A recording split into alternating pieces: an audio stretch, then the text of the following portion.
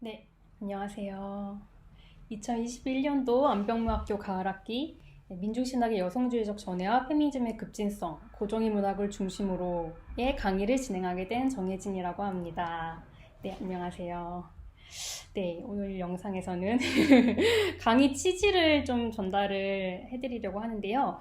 먼저 이번 강의의 취지는 이제 크게 세 가지로 나누어서 이야기해 볼 수 있을 것 같아요. 첫 번째는 한국문학과 민중신학의 관계, 두 번째는 고정의 문학에 대해서, 그리고 세 번째는 페미니즘의 급진성에 대해서입니다.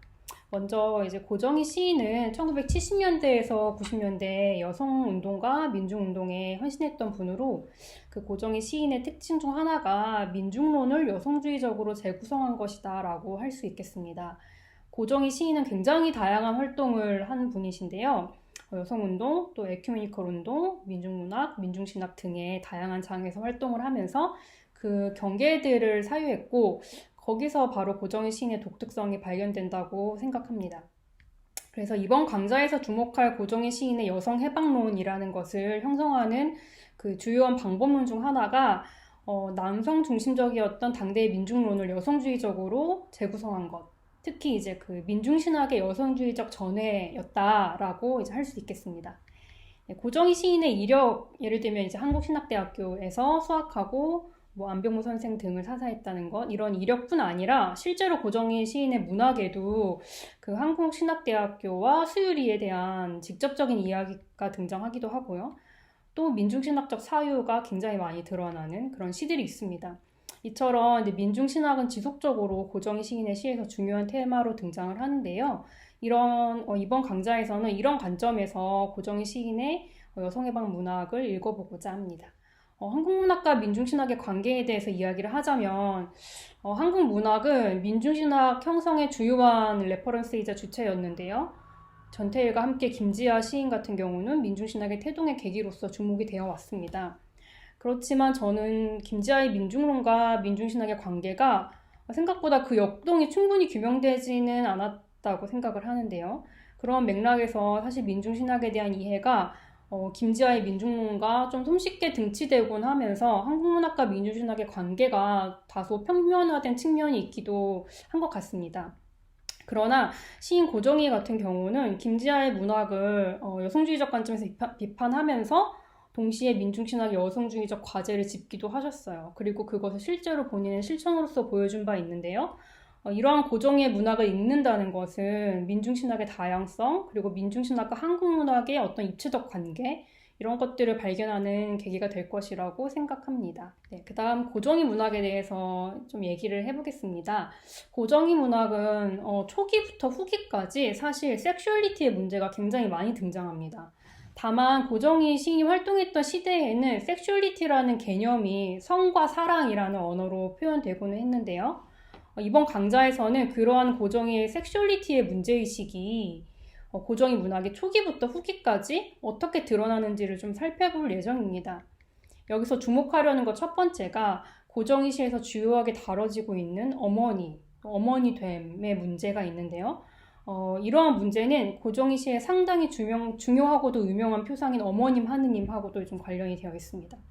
이러한 문제가 어떻게 당대의 민중론, 민중문학이나 민중신학을 변주하면서 등장했는지, 즉 그것들을 어떻게 여성주의적으로 재구성했는지이고요. 두 번째로 주목하려는 것이 그런 어머니됨의 문제가 고정희 자신의 독신자로서의 실존과 얽혀서 전개되면서 생물학적 본질주의적인 접근이나 성별 이분법 등을 탈피하는 어떤 주체성의 모색이라는 프로젝트와 만나게 되는 지점이 있어요.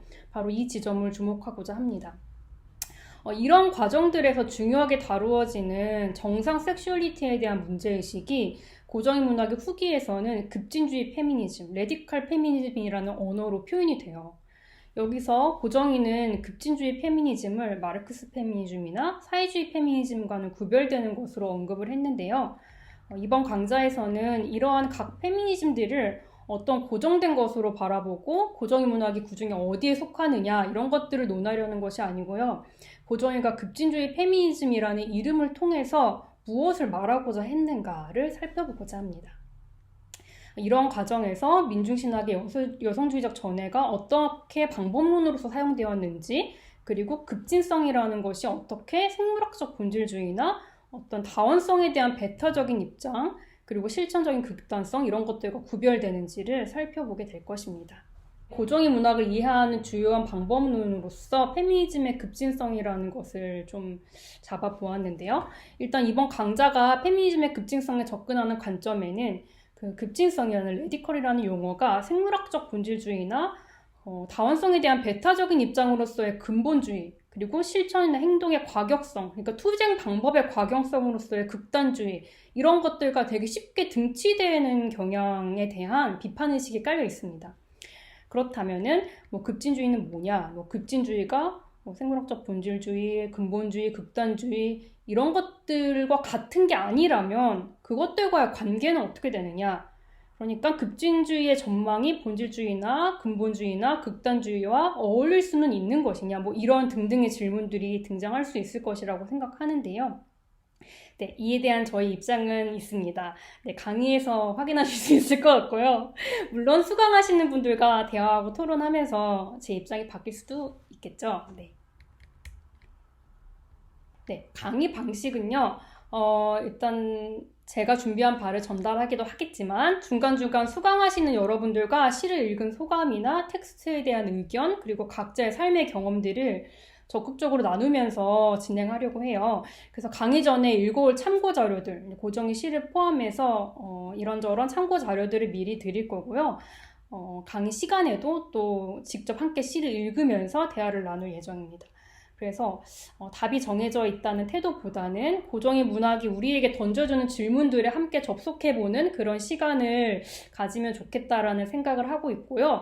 특히 저는 이제 수강하시는 여러분들의 이야기를 많이 들을 수 있는 그런 시간이 되었으면 좋겠습니다. 네, 감사합니다.